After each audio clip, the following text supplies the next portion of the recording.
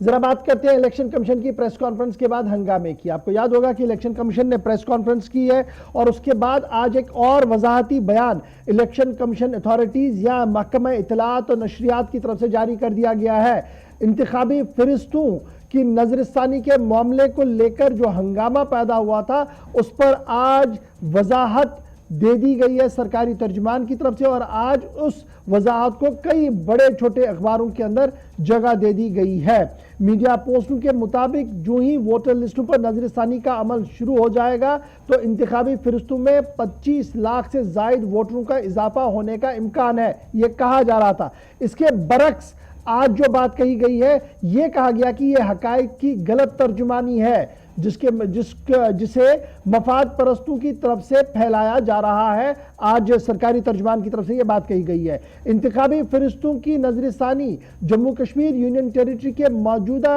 बाशिंदों के अहाते के लिए किया गया है और इसमें कितना इजाफा होगा वो बाद में पता लगेगा, यानी जब इजाफा होगा बाद में पता। कश्मीर से नकली मकानी करने वालों के लिए भी जो टाई शेड्यूल है उस पर अपनी गुफ्तगू होगी, और जिस तरीके से समरी रिवीजन के बाद जो हंगामे की बात हो रही थी उस पर कहीं ना कहीं तफसील फराहम की है जी इलेक्शन अथॉरिटीज की तरफ से। और इसको लेकर आपको याद होगा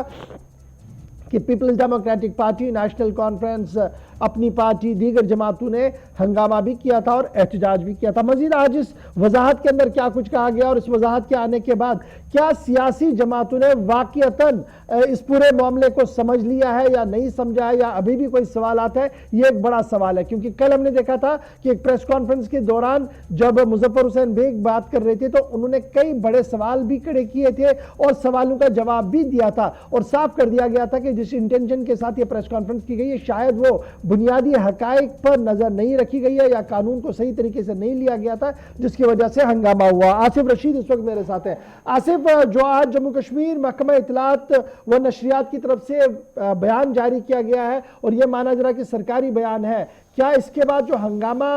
25 लाख 50 लाख का था क्या वो थम चुका है? नंबर एक। और जिस तरीके से पॉइंट टू पॉइंट जवाब देने की कोशिश की गई है, जो सवाल उठ रहे थे, क्या रियासती अवाम को उन सवालों का जवाब मिल गया है?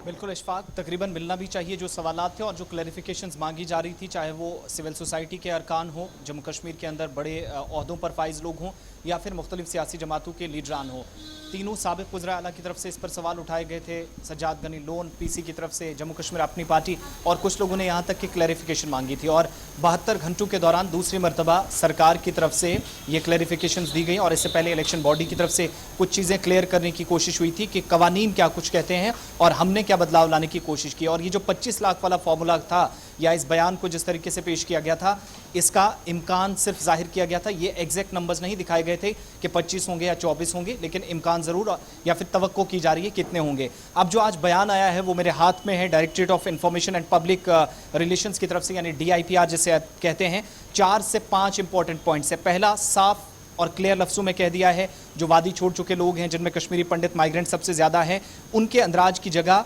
या पोस्टल बैलेट के ज़रिए जम्मू, उधमपुर, दिल्ली में जो खुसूसी तौर पर सेट है, यहाँ पर जो इनके लिए पोलिंग स्टेशंस अगर यहाँ पर बनाए गए हैं तो वहाँ उसके ज़रिए उन्हें वोट डालने का इख्तियार होगा। इसके अलावा कवायद में कहीं पर कोई तब्दीली नहीं है, यानी ये कहना कि कश्मीरी पंडितों को पहली बार शामिल किया गया, जो कुछ पार्टी ने कोट किया था, वो गलत था। तो उस पर पहला पॉइंट ये मेंशन किया गया है। दूसरा पॉइंट जो वजाहतन कर दिया गया है कि मरकज़ के ज़ेर इंतज़ाम जम्मू कश्मीर के अंदर हुकूमत में जो जायदादें और नौकरियों का मसला था, इससे ख़रीदारी के मुतल्लिक कवायद में किसी तरीके से कोई तब्दीली नहीं हुई है। आज सुबह जब तहरीरी तौर पर बयान आया और उसके बाद हमने इस पर और थोड़ी सी तहकीक की तो पता चला जम्मू कश्मीर के अंदर आप नौकरी या जो जायदाद या जो प्रॉपर्टी का मसला था, जिस पर कहा जा रहा था कि कवायद में तब्दीली करके यहाँ पर उन्हें वोटिंग के हुकूक दिए जा रहे हैं, तो उसमें क्लियर कर दिया गया किसी तरीके से कोई तब्दीली नहीं है और इसका वोटरों की नुमाइंदगी या किसी तरीके से कोई ताल्लुक नहीं है। यानी आज का ये जो सरकार के ये इलेक्शन बॉडी कह रही है, जो CEO की तरफ से बयान आया था, उसका इसके साथ, जायदादों के साथ और नौकरियों के साथ कोई ताल्लुक नहीं है। कानून की रूह से भी हमने देखा कि क्लेरिफिकेशन देने की कोशिश हुई है, जिसके बाद इस पर और भी बयान आए, उस पर मैं चलूंगा। तीसरा पॉइंट जो है उसमें साफ किया गया है कि इंतखाबी फहरिस्तों की जो समरी है, यानी जो डिटेल समरी है, नज़रसानी का जो काम है, इलेक्शन कमीशन वक्तन फ़क्तन तयशुदा शेड्यूल्स के मुताबिक करता है, कामकाज करता है, तो उस काम का एक हिस्सा इलेक्शन बॉडी का ये भी होता है कि वो डिटेल समरी हर स्टेट, हर यूटी के अंदर देखे। वो सिलसिला जम्मू कश्मीर के अंदर भी तय कवायद के मुताबिक, रूल्स रेगुलेशंस के मुताबिक हुआ है। और ये उन नौजवानों को जो कि वोट डालने के अब अहल हैं, 18 साल की उम्र को पार कर चुके हैं, या ऐसे लोग जिनको लेफ्ट आउट कहा जाता है, किसी वजह से वो छोड़ दिए गए, कुछ इनमें बैरून मुल्क भी कामकाज के लिए जाते हैं, तो किसी वजह से मकामी सतह पर वोटर लिस्ट में उनका नाम नहीं होता है, उन लोगों को लिस्ट में शामिल करके इस तादाद को बढ़ाना, आज जो क्लैरिफिकेशन आई है, ये तीसरा पॉइंट है, ये साफ कर दिया गया है। बल्कि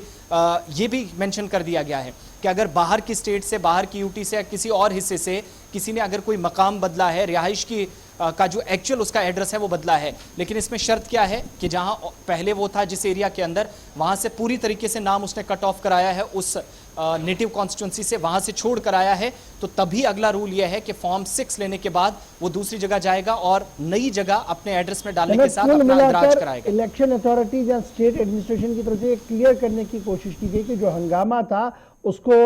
रोक लगे और सही सिमत में सही खबर को आगे लिया जाए। बहुत शुक्रिया जी ज्वाइन करने के लिए हमारे साथ आसिफ रशीद।